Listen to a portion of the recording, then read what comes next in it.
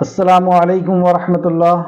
ان الحمد للہ نحمده ونستعینه ونستغفره ونعوذ باللہ من شرور انفسنا ومن سیئات اعمالنا من يهده الله فلا مضل له ومن يضلل فلا هادي له واشهد ان لا اله الا الله واشهد ان محمدا عبده ورسوله رب اشرح لي صدري ويسر لي امري واحلل عقدۃ من لسانی یفقہوا قولی رب زدنی علما رب زدنی علما رب زدنی علما آمین یا رب العالمین۔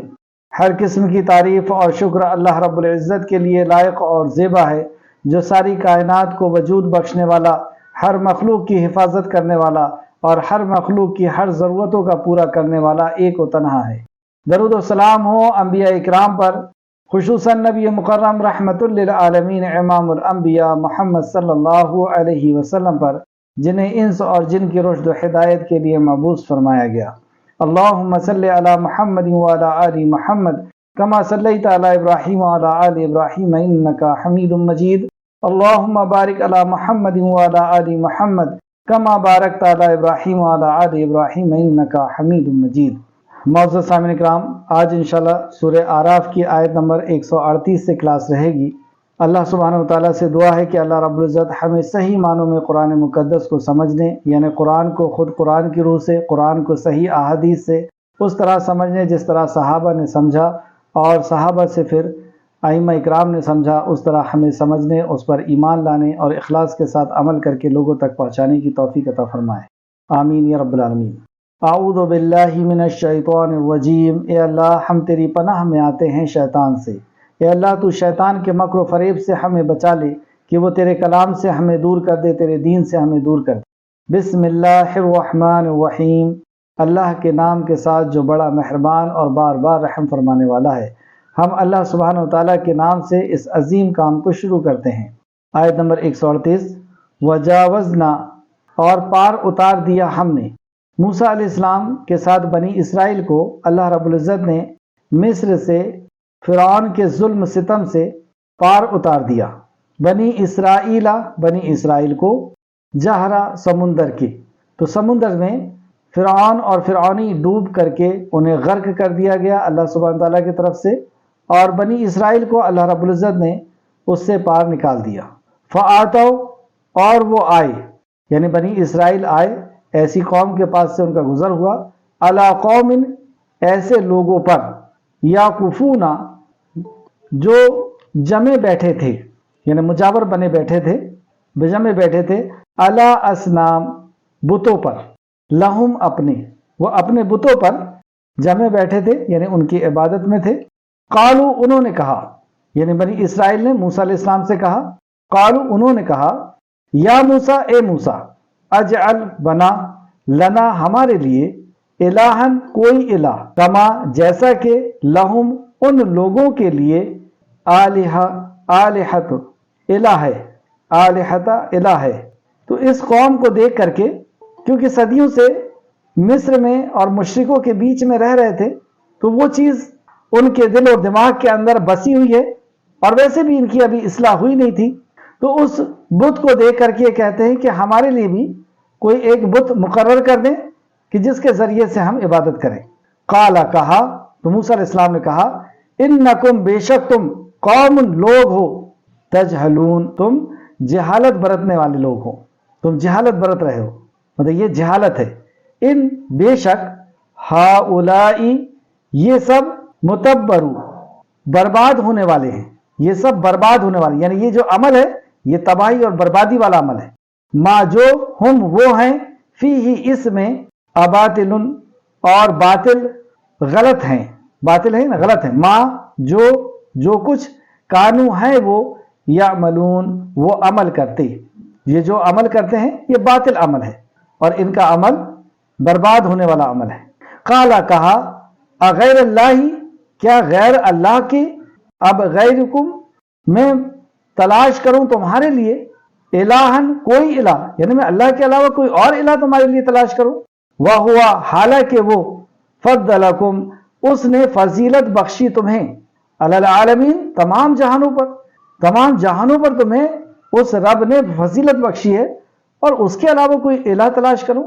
وَإِذْ اور جب انجیناکم نجات دی ہم نے تمہیں من آل فرعون آل فرعون سے یسومونکم وہ چکھاتے تھے تمہیں سوء العذاب برا عذاب، یعنی انہیں غیرت یاد دلائی جا رہی ہے کہ یاد کرو بنی اسرائیل سے جس رب نے تمہیں نجات عطا بخشی، اور وہ فرعونیوں سے اللہ رب العزت نے تمہیں نجات دی جو تمہیں سخت عذاب دیا کرتے تھے۔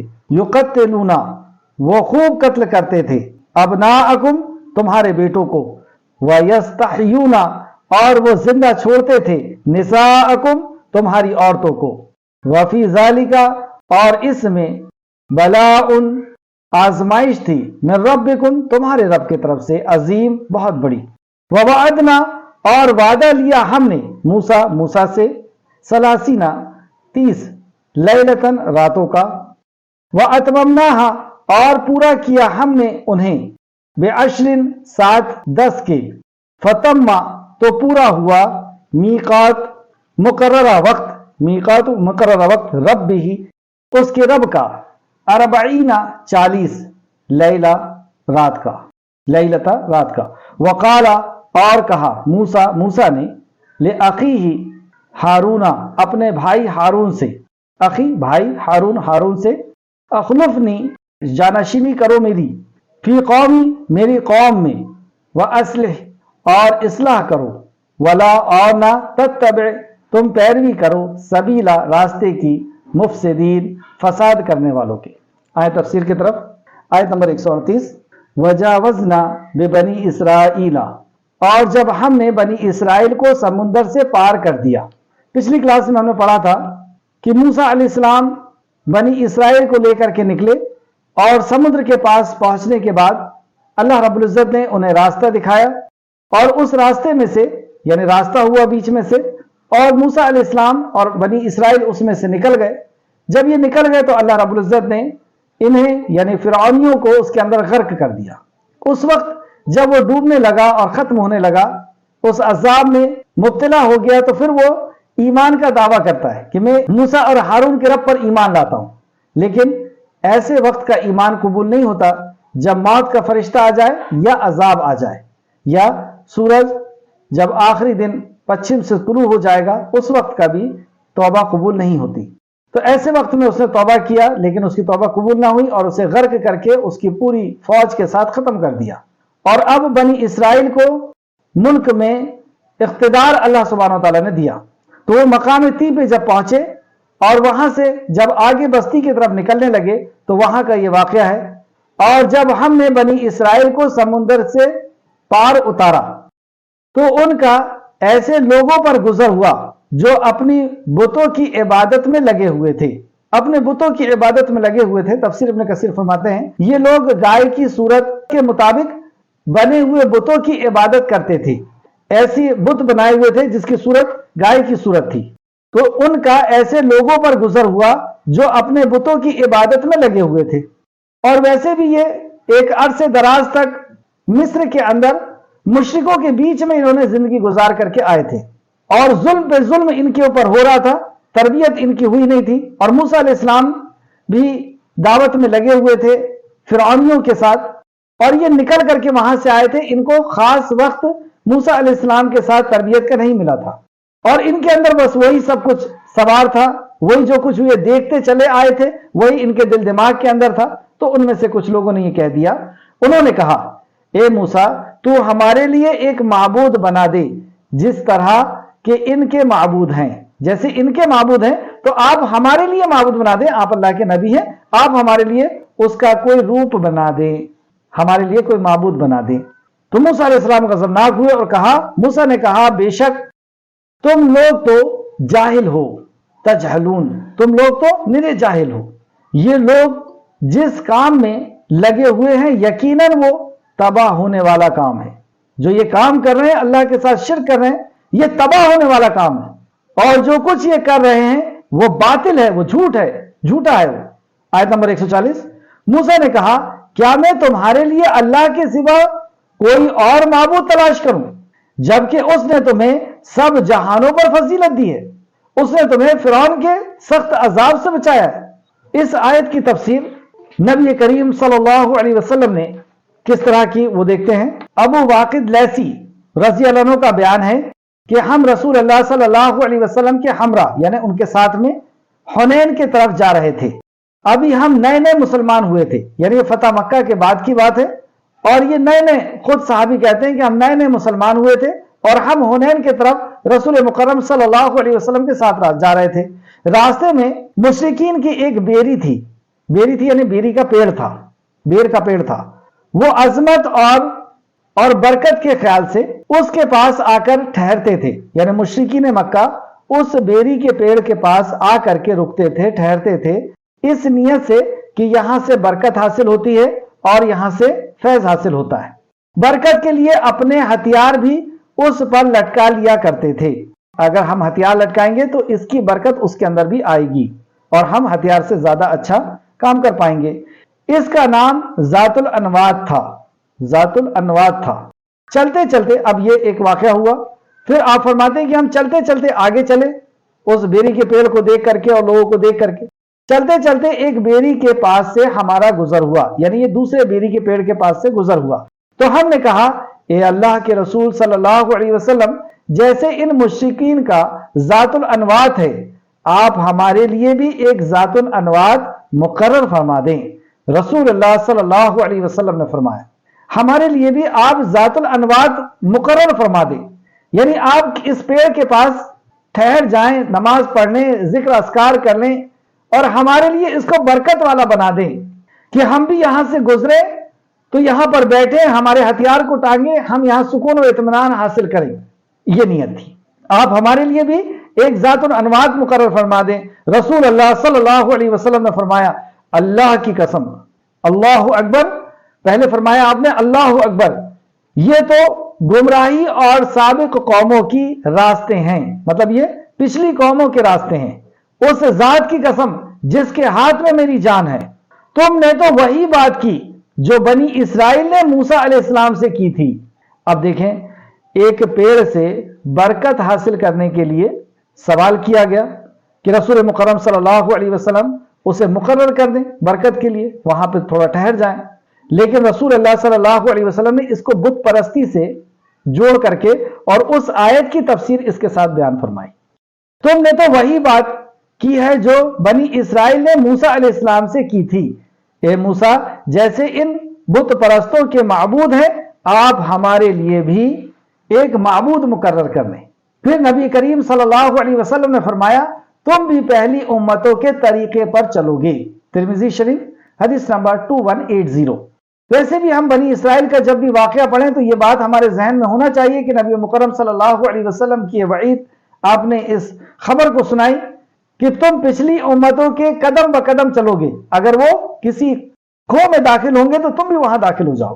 تو بنی اسرائیل کی قدم بر قدم ان کی مشابہت کرنا، اس سے ہمیں بچنا چاہیے، کیونکہ آپ کی ایک دوسری حدیث جس میں آپ صلی اللہ علیہ وسلم نے فرمایا کہ بنی اسرائیل کے 72 فرقے ہوئے اور وہ 72 کے 72 جہنم میں جائیں گے، اور میری امت کے 73 فرقے ہوں گے، یعنی 72 جو بنی اسرائیل کی طرح ہوں گے، وہ سارے کے سارے جہنم میں جائیں گے، اور ایک جنت میں۔ صحابہ نے پوچھا یا رسول اللہ وہ کون سا ہے؟ آپ نے فرمایا جو میرے اور میرے صحابہ کے طریقے پر ہوگا صلی اللہ علیہ وسلم۔ تو یہ جو عمل بنی اسرائیل کا ہے، اس سے ہمیں بچنے کی کوشش کرنا ہے اور لوگوں کو بچانے کی بھی کوشش کرنا چاہیے۔ اس میں غور کرنے والی بات پہلی تو یہ دیکھیں کہ یہ ترمذی شریف کی حدیث ہے، حدیث نمبر 2180۔ یہ حدیث سندن صحیح اور عظیم الشان ہے۔ غور کیجئے، مشرکین کا اس بیری کے درخت کے بارے میں ایک خاص اعتقاد تھا، ایک خاص عقیدہ تھا، اس بیری کے سے ان کی ایک خاص عقیدت تھی، محبت تھی، اور اس اعتقاد میں 3 چیزیں شامل تھی، اس عقیدت میں 3 چیزیں شامل تھی۔ نمبر 1، وہ اس کی تعظیم و تکریم کرتے تھے، یعنی اس کی عزت اور اس کو فضیلت والا سمجھتے تھے۔ دوسرا، وہ تعظیم اور تکریم کی نیت سے اس کے پاس ٹھہرتے اور اعتکاف کرتے تھے، یعنی وہاں پہ وہ رکتے تھے اور وہ بیٹھتے تھے، کس نیت سے؟ کہ تعظیم اور تکریم کی نیت سے، کہ اس سے کچھ فیض حاصل ہو جائے گا، اس کے ذریعے سے کچھ مل جائے گا۔ تیسرا، وہ اپنے ہتھیار اس پر اس نیت سے لٹکاتے تھے کہ اس درخت کی برکت ان ہتھیاروں میں منتقل ہو جائے گی، ٹرانسفر ہو جائے گی۔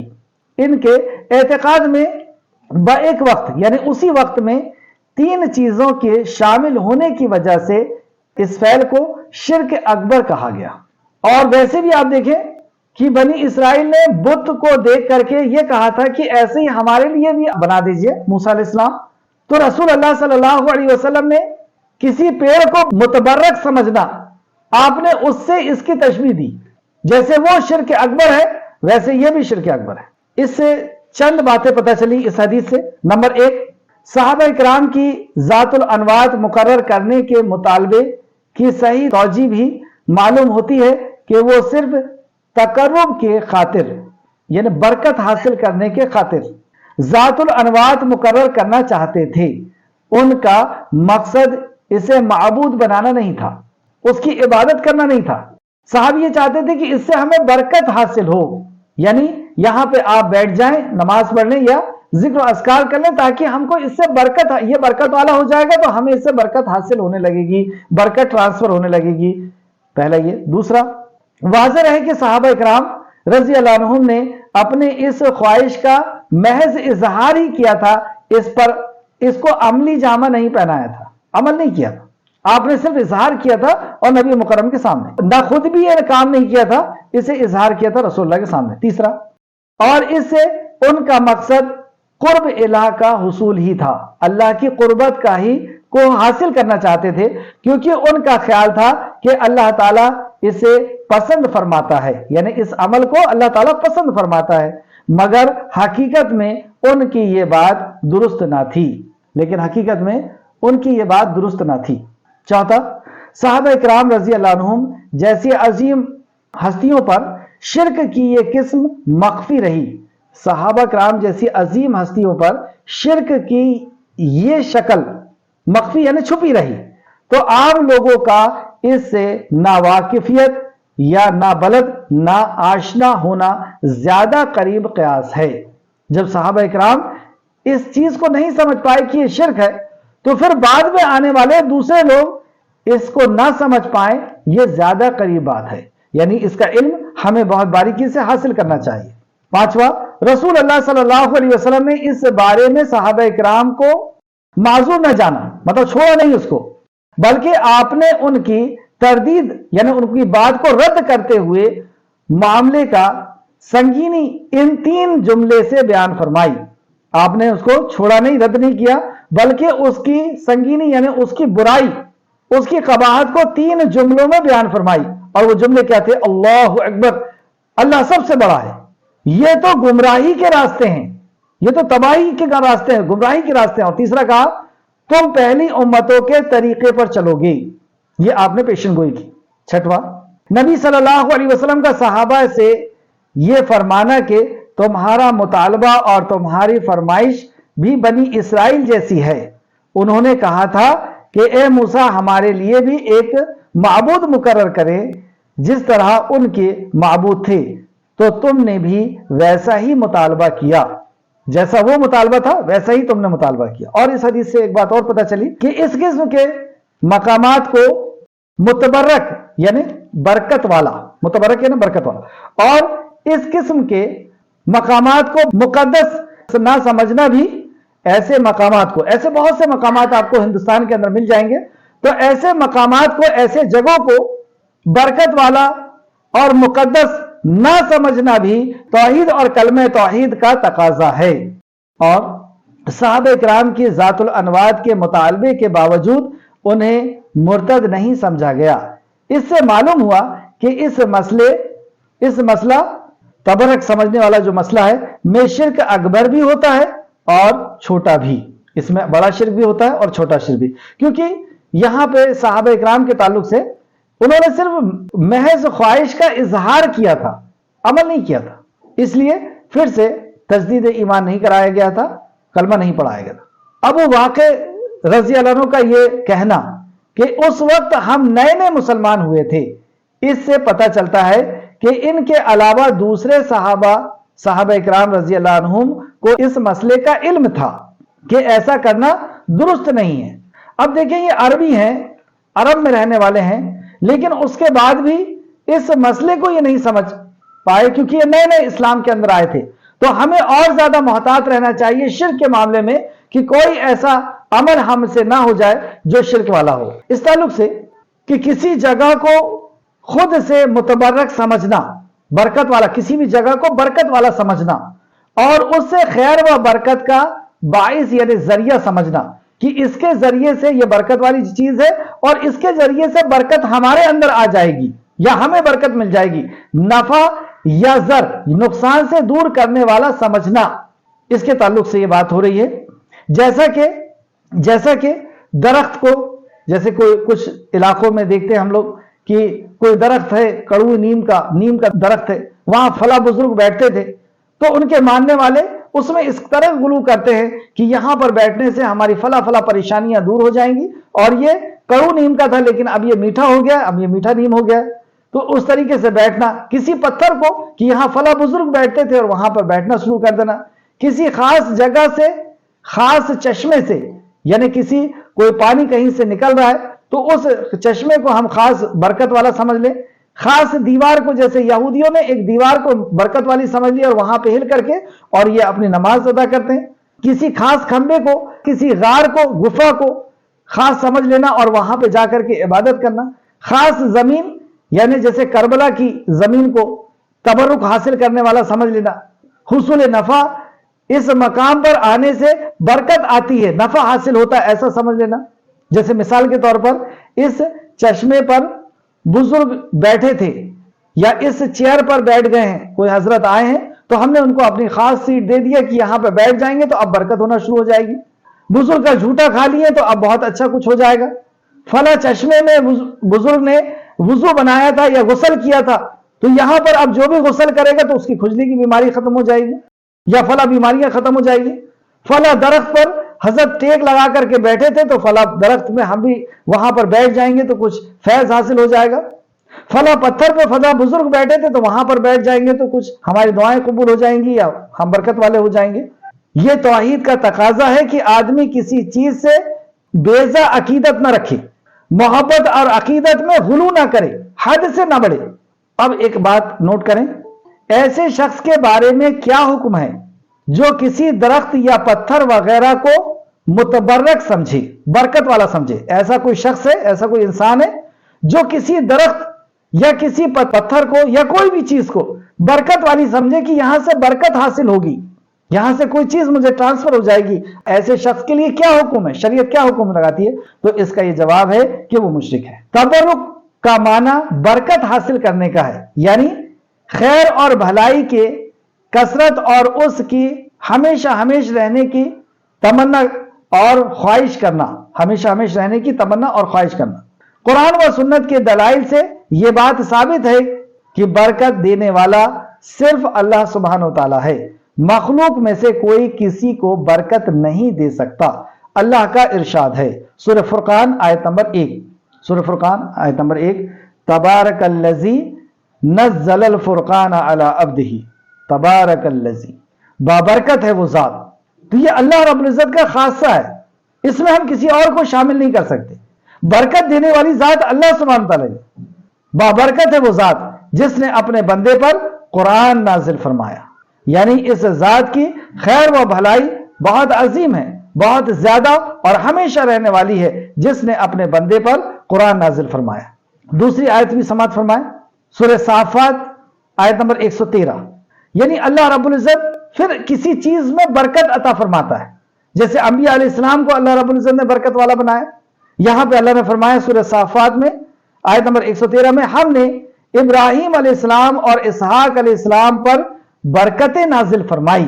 اب اللہ رب العزت نے انہیں برکتیں نازل. اس طریقے سے عیسیٰ علیہ السلام کے اوپر بھی فرمایا سورہ مریم آیت نمبر 71، عیسیٰ نے ماں کی گود میں کہا تھا اور اللہ نے مجھے بابرکت بنایا ہے.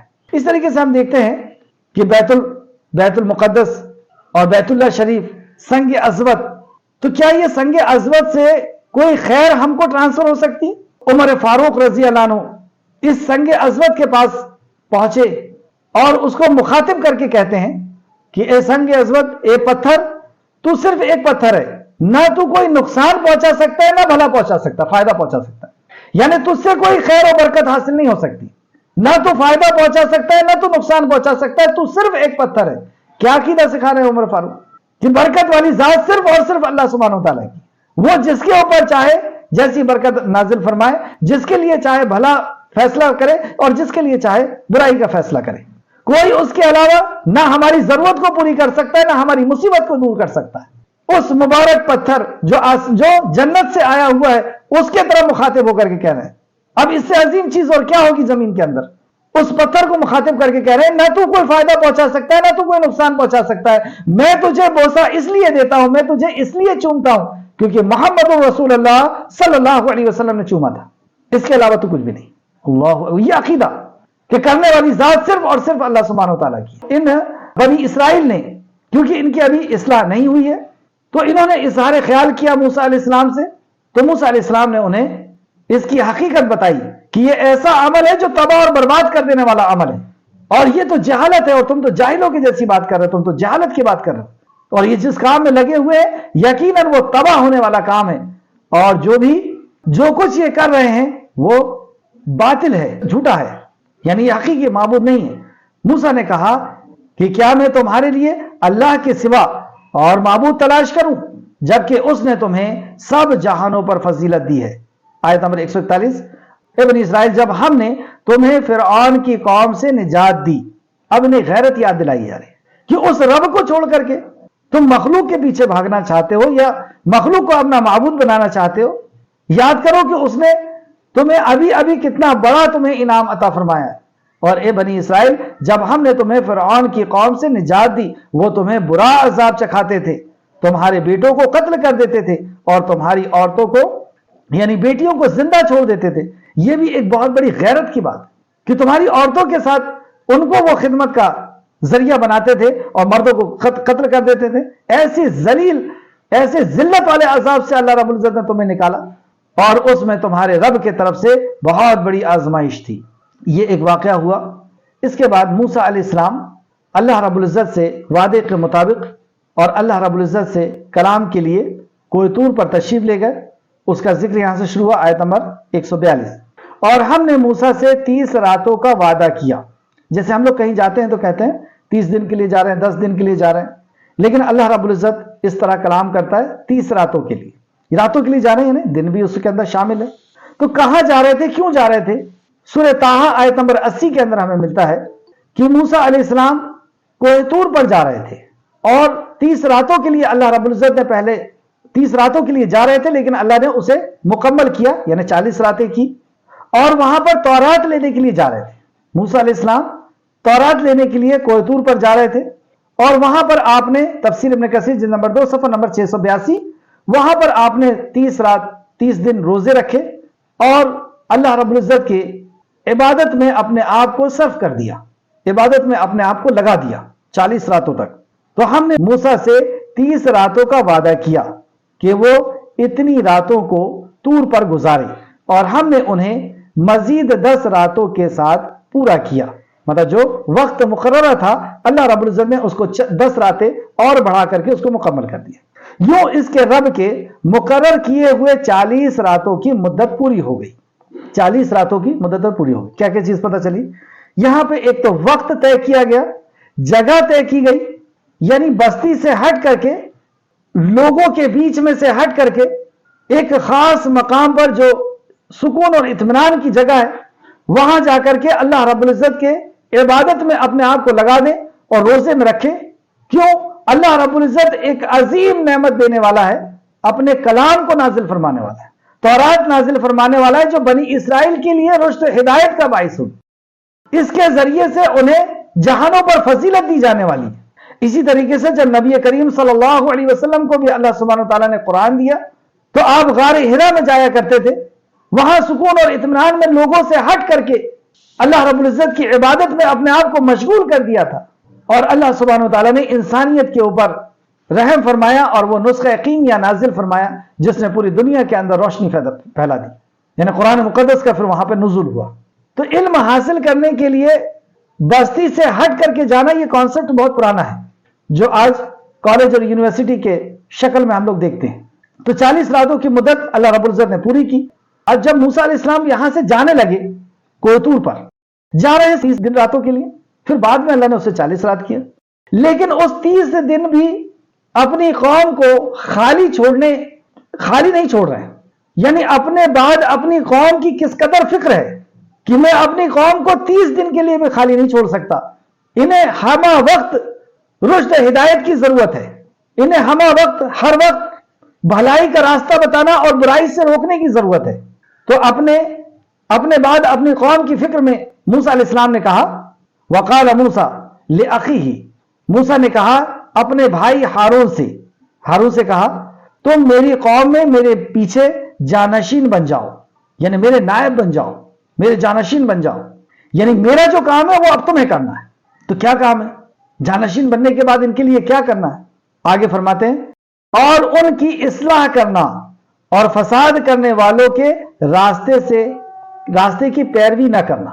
یعنی ایک کام کا حکم دیا اور ایک کام سے روکا، جبکہ ہارون علیہ السلام بھی وقت کے نبی ہیں، اللہ کے خاص بندے ہیں، اسی کام کے لیے چنا گیا ہے، لیکن اس کے باوجود بھی آپ کو تنبیہ کر رہے ہیں کہ میرے بعد آپ کو اور زیادہ اس کا خیال رکھنا ہوگا، کہیں آپ غافل نہ ہو جائیں. اور کیا کرنا ہے؟ ان کی اصلاح کرنا ہے اور فساد کرنے والوں سے کے راستے سے کی پیروی نہیں کرنا. تو ایک کام کا حکم دیا اور ایک کام سے منع کیا. اب غور کریں، اپنے بعد قوم کی اس قدر فکر، اور قوم کی سب سے بڑی خیر خواہی کیا ہے؟ روٹی کپڑا مکان سے بھی زیادہ بڑی خیر خواہی، اور وہ ہے کہ انہیں بھلائی کا حکم دینا، ان کی اصلاح کرنا، بھلائی کا حکم دینا، برائی سے روکنا، یہ ہے اصلاح.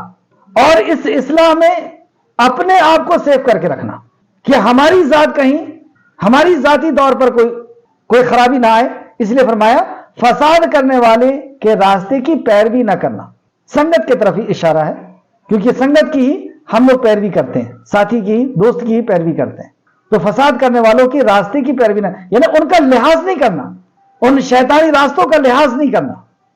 اسی طریقے سے جب نبی مکرم صلی اللہ علیہ وسلم بھی اس دار فانی سے ابد آباد زندگی کی طرف جا رہے تھے، اور حجۃ الوداع تھا، بدائی کا حج، ساری امت کو خطاب کر کے، سارے صحابہ کو خطاب کر کے آپ نے فرمایا کہ میری بات تمہارے پاس امانت ہے.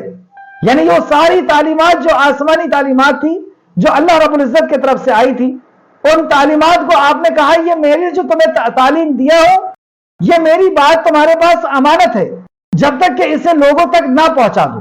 تو جو قرآن و حدیث کا علم ہمارے پاس ہے، یہ امانت ہے. اور اس میں خیانت کب ہوگی؟ کہ ہم اس امانت کو جس تک پہنچانا ہے اس تک نہیں پہنچائیں گے. اور کس تک پہنچانا ہے؟ لوگوں تک نہ پہنچا دو. اس سے ایک بات یہ بھی پتہ چلی کہ رسول اللہ کی بات اگر ہمارے پاس ہے تو وہ امانت ہے، وہ پہنچانا ہے. ہمیں اپنا لاجک، اپنی سوچ، اپنی فلسفی، اپنے کہانی اور قصے یہ پہنچانے کی اجازت رسول اللہ صلی اللہ علیہ وسلم نے نہیں دی. اپنے خیالات کو پہنچانے کی اجازت نہیں دی. آپ نے کہا میری بات اگر تمہارے پاس امانت، میری بات اگر تمہارے پاس ہے تو وہ ہے امانت تمہارے پاس، اسے تمہیں لوگوں تک پہنچانا ہے. اور اللہ سبحانہ وتعالیٰ نے بھی ہمیں حکم دیا، کنتم خیر امت، تم بہترین امت ہو. کیوں ہو؟ کنتم خیر امت اخرجت للناس، تمہیں نکالا گیا، تمہارا اخراج کیا گیا ہے. للناس، لوگوں میں سے تم کو نکالا گیا، یعنی تمہاری پیدائش کا مقصد سن لو. اب تم کنتم خیر امت اخرجت للناس تأمرون بالمعروف وتنہون عن المنکر، کہ تم بھلائی کا حکم دو اور برائی سے روکو. تؤمنون باللہ، اور اللہ پر ایمان رکھو. اور بھلائیوں میں سب سے بڑی بھلائی توحید، اور برائی میں سب سے بڑی برائی شرک.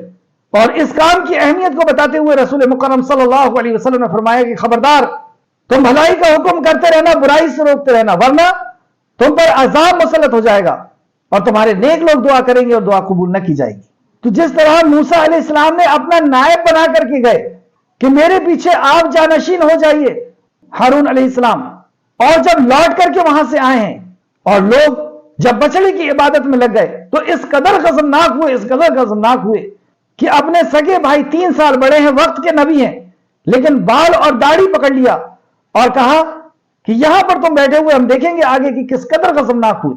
ہمیں رسول مکرم صلی اللہ علیہ وسلم نے اس دین کو لوگوں تک پہنچانے کے لیے ہمیں منتخب کر کے گئے. اللہ سبحانہ وتعالیٰ نے کہہ دیا کہ تم بہترین امت ہو، تمہارا یہی کام ہے، اس لیے نکالا گیا ہے. اور اس ذمہ داری کو اگر ہم نے پورا نہ کیا تو دنیا میں عذاب میں ملوث ہو سکتے ہیں اور آخرت میں بھی اللہ رب العزت کی پکڑ میں آ سکتے. اللہ رب العزت پہلے ہمیں علم حاصل کرنے اس پہ ایمان اور عمل کے ساتھ لوگوں تک اس پیغام کو پہنچانے کی توفیق عطا فرمائے۔ موسیٰ علیہ السلام جب اپنے بھائی کو اپنے قائم مقام رکھ کر کے، جبکہ وہ پہلے سے ہی ذمہ دار تھے، لیکن اور ذمہ داری دے کر کے جب طور کی طرف روانہ ہوئے تو اللہ رب العزت نے وہاں پر کلام کیا۔ سبحان اللہ، اللہ سبحانہ و تعالیٰ سے کلام کا جب آپ کو شرف حاصل ہوا تو دل کے اندر ایک شوق پیدا ہوا کہ جس رب سے میں بات کر رہا ہوں اس رب کو میں دیکھ بھی لوں۔ تو اللہ رب العزت نے بیان فرمایا، اور جب موسیٰ ہمارے مقررہ مدت کے لیے آیا اور اس سے اس کے رب نے کلام کیا۔ سبحان اللہ، یہ اللہ رب العزت سے ہم کلام ہونے والے انبیاء ہیں، تو ہم کلامی کا شرف جب آپ کو حاصل ہوا تو دیدار کی بھی شوق دل کے اندر پیدا ہوا۔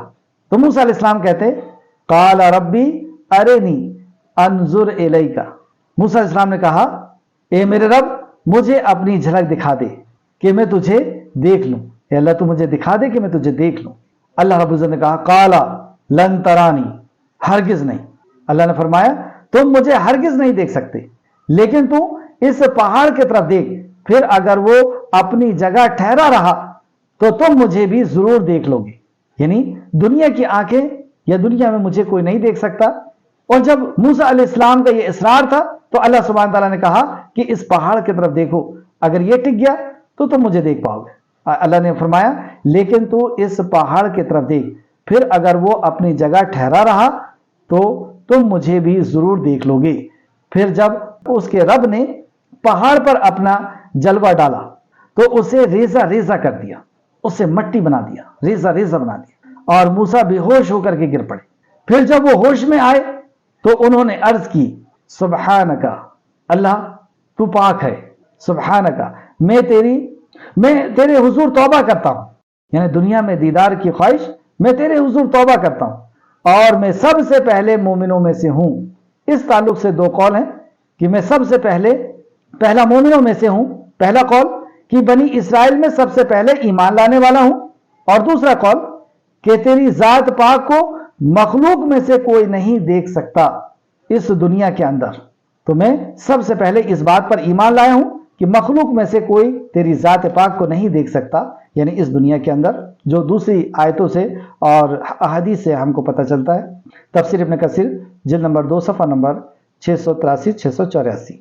اس تعلق سے جو آپ نے فرمایا اور موسیٰ بے ہوش ہو کر کے گر پڑے، اس کی تفسیر میں ابو سعید اور ابو ہریرہ رضی اللہ عنہ سے روایت ہے کہ رسول اللہ صلی اللہ علیہ وسلم، احادیث مروی ہے اور اس حدیث کو بخاری اور مسلم دونوں نے روایت کیا ہے کہ ایک یہودی نے نبی کریم صلی اللہ علیہ وسلم کی خدمت میں حاضر ہوا جس کے چہرے پر تھپڑ مارا گیا تھا۔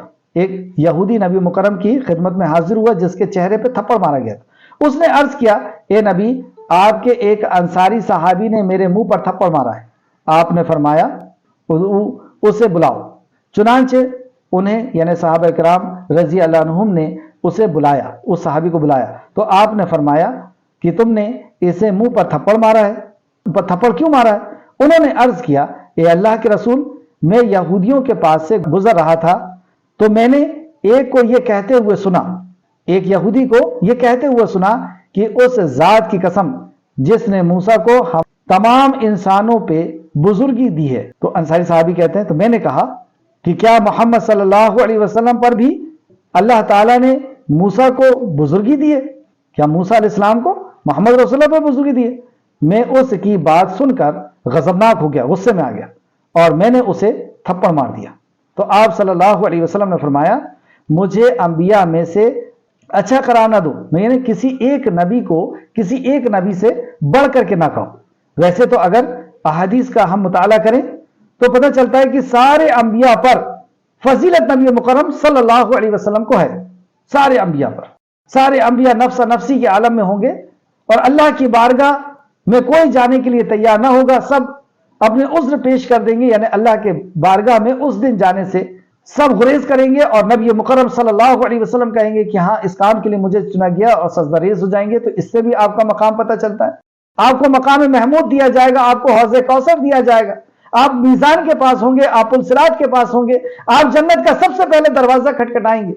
ان ساری باتوں سے آپ قبر میں سب سے پہلے نکالے جائیں گے۔ ان ساری باتوں سے پتہ چلتا ہے کہ محمد رسول اللہ صلی اللہ علیہ وسلم کا سارے انبیاء کے اوپر اونچا مقام ہے، جیسے کہ آپ نے معراج پہ جانے سے پہلے مسجد اقصی میں نماز بھی پڑھائی تھی، سارے انبیاء کو آپ نے نماز پڑھائی تھی، تو اس سے بھی پتہ چلتا ہے۔ لیکن کسی ایک نبی کو کسی نبی پر ٹارگٹ بنانے کے تعلق سے نبی مکرم صلی اللہ علیہ وسلم نے فرمایا کہ مجھے انبیاء میں سے اچھا قرار نہ دو، قیامت کے دن سب لوگ بے ہوش ہو جائیں گے، سب لوگ بے ہوش ہو جائیں گے اور سب سے پہلے میں ہوش میں آؤں گا، یعنی رسول اللہ فرماتے ہیں کہ میں ہوش میں آؤں گا تو دیکھوں گا کہ موسیٰ علیہ السلام عرش الہ کا ایک پائے کو پکڑے ہوئے کھڑے ہوں گے، میں نہیں جانتا، مجھے نہیں معلوم کہ وہ مجھ سے پہلے ہوش میں آ جائیں گے یا کوہ طور پر بے ہوش ہونے کی بدلے میں بے ہوشی نہیں ہوئے ہوں گے، کیونکہ وہ کوہ طور پہ بے ہوش ہو گئے تھے اس لیے شاید وہ بے ہوشی نہیں ہوئے ہوں گے، یا وہ مجھ سے پہلے ہوش میں آ جائیں گے، میں نہیں جانتا۔ اس طرح کہہ کر کے نبی کریم صلی اللہ علیہ وسلم نے اس جو اختلاف ہوا تھا اس کو ختم کیا۔ بخاری شریف حدیث نمبر 4638 اور مسلم شریف حدیث نمبر 2373 الگ الگ مقام اللہ رب العزت نے انبیاء علیہ السلام کو دیے ہیں۔ جیسے موسیٰ علیہ السلام عرش کا پائے پکڑے ہوئے کھڑے ہوں گے اور رسول اللہ فرماتے ہیں کہ مجھے نہیں پتا کہ وہ پہلے سے بے ہوشی نہیں ہوئے تھے یا مجھ سے پہلے ہوش میں آ گئے۔ اس طریقے سے ابراہیم علیہ السلام کو لباس پہنایا جائے گا اور حضرت سلیمان علیہ السلام کے والد کو اللہ رب العزت کہے گا کہ آپ وہ حمد ثنا کیجئے جو دنیا میں کیا کرتے تھے۔ جب وہ دنیا میں حمد ثنا کرتے تھے تو ایسی آپ کی آواز اور ایسا انداز تھا کہ سارے چرند پرند اور پہاڑ بھی مل کر کے آپ کے ساتھ دعا کرتے تھے۔ حضرت داؤد علیہ السلام۔ وقت کافی ہوا، آخر میں اللہ رب العزت سے دعا ہے کہ ہم نے جو کچھ بھی پڑھا اے خالق مالک اس میں ہمیں مزید غور و فکر کرنے کی تو توفیق عطا فرما، اسے صحیح معنوں میں سمجھنے، ایمان لانے اور اخلاص کے ساتھ عمل کر کے لوگوں تک پہنچانے کی تو توفیق عطا فرما، آمین یا رب العالمین۔ اے خالق تو جب تک ہمیں زندہ رکھ، ایمان، اخلاص اور عمل صالح کے ساتھ زندہ رکھ، ہمارا خاتمہ بالخیر فرما اور نیکوکاروں کے ساتھ ہمارا شمار فرما دے، آمین یا رب العالمین۔ السلام علیکم ورحمۃ اللہ وبرکاتہ۔